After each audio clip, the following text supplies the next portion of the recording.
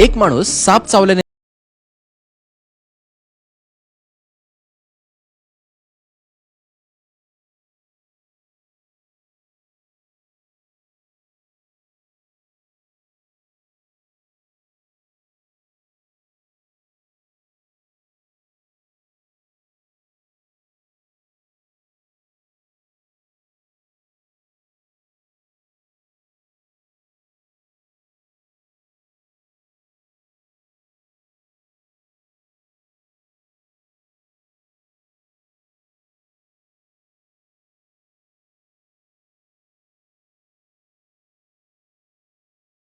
या मेंदूमध्ये सगळे रोग बरे करण्याची ताकद आहे. तुम्ही त्याला एकदा ऑर्डर तर देऊन बघा.